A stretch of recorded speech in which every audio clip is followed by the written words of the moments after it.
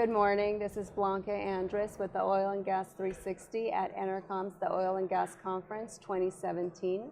I am here with Bob Thomae from the Sinclair Group Energy Texas.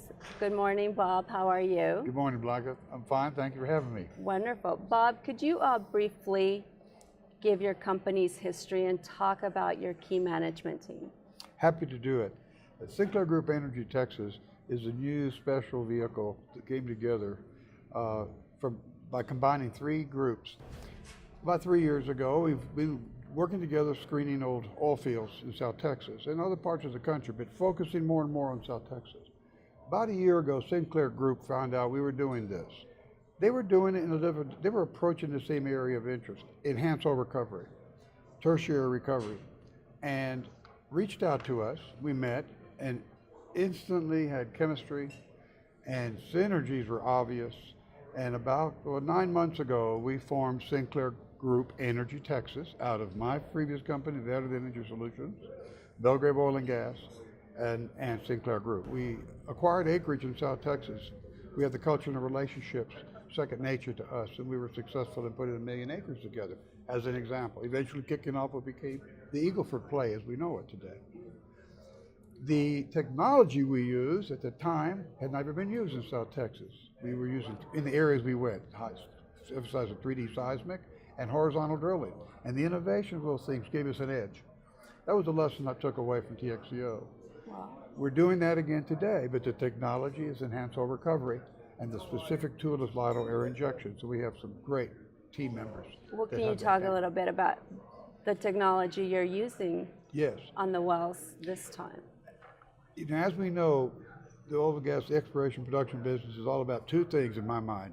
The rock, period. If you don't understand the rock, you can't be successful. Knowing that, then it's understanding what technology exists and matching it to the rock. Light oil air injection was pioneered in South Texas in the 1950s and 60s, along with CO2 injection, which was pioneered in the West Texas Permian Basin. All the technical innovations that have happened since the 50s and 60s have taken people to where those are can be leveraged the most effectively. It takes you to the new frontiers. It leaves the old areas behind. South Texas is the epitome of the old areas. Old technology found that oil, and the oil was recovered utilizing the best efficiency of the old technology of the 1930s and 40s. They might have gotten 15 to 20% of the oil out of the ground. That was the good stuff. These are the resources that we're looking at. Okay. There's 70 to 80% of the oil still in the ground, and that is our target with today's technology.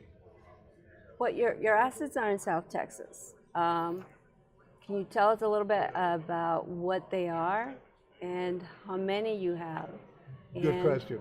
Why are they so unique in this industry right now that is dominated by shale plays and tight oil? I focus on sandstones, and I've looked at sandstone reservoirs all over the United States to qualify them, to see if they had enough oil left in them for me to be excited about putting the business there wherever they were, and it brought me back to South Texas. My business is to screen those fields and analyze them. Of those 1,000 fields, for instance, I've analyzed all of them with big data analytics, which computerization lets us do. All the history, all the geology, all the rock petrifications and characteristics. We have catalog. We've high graded the best 70 in our minds. Of the best 70 fields in this map have produced over 2.8 billion barrels historically. That's a big number. It's not one big field, but they're the consistent structure, and they're contiguous and running side by side for hundreds of miles. So we just need to pick the bullseyes to go attract. That's what we do. To date, we have purchased leases on abandoned old oil fields that were economically depleted according to reservoir reserve requirements and banking requirements in the industry 30 and 40 years ago. But they'd only recovered 20 to 25% of the oil. So we're looking at getting that next 75%, and we have over 1,000 acres now on the best spot of one of the fields, with over 35 million barrels of remaining oil in place that we have complete scientific measurement accuracy to know that number is very conservative. So you do have projected recoveries that you can get from these fields? Absolutely. What Light are air they? injection was pioneered in these fields in the 1960s and 70s. I have over a dozen analogs, direct analogs of the fields that I'm buying. I can see some of them on the next ridge. They're less than 10 miles away, some of them less than 5, that produced millions of incremental barrels of oil after they were scheduled to be abandoned with light air injection in the 1960s and 70s. Deeper drilling, all the things that happened since the 70s left these in the background. We're not inventing anything, and we're not exploring for anything. We know where the oil is, and we're going to get it more efficiently in the low price environment of today. So that's our business plan. So what are your projected recoveries then for this field? Historically, actual, current, around the world, in comparable reservoir characteristic settings, 40 to 50% recoveries of the remaining oil in place is normal. 60 and higher happens on occasion.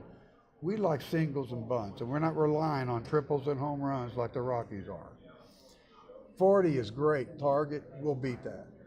40% recovery of 35 million barrels of remaining oil in place is well over $12 million, 12 million barrels.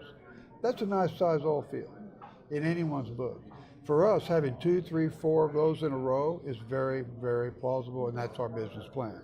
We expect to have over 100 million barrels of remaining oil in place, at least, in our first 12 months of operation. We're almost 40% there in the first 6 months. So we're comfortable that our strategy is working.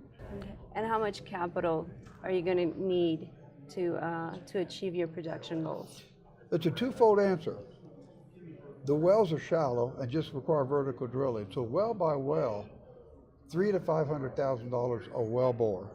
We have a 90 well drilling program for the first 6 to 12 months of our operations, which should begin within 6 months.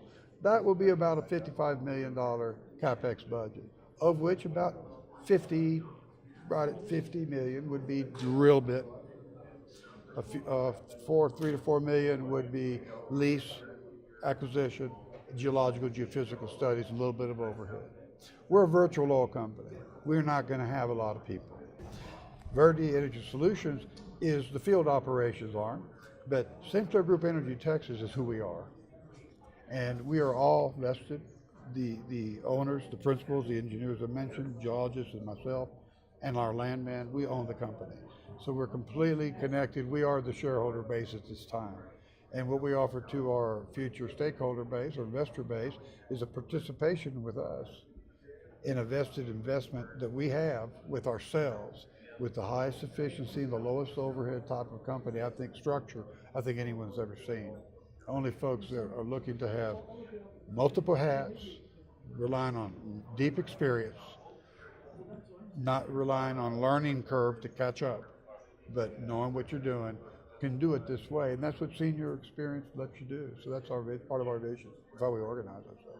Wow. Well, thank you, Bob. And again, this was Bob Thomae, President of Sinclair Group Energy Texas at EnerCom's 2017, the Oil and Gas Conference. Thank you very much.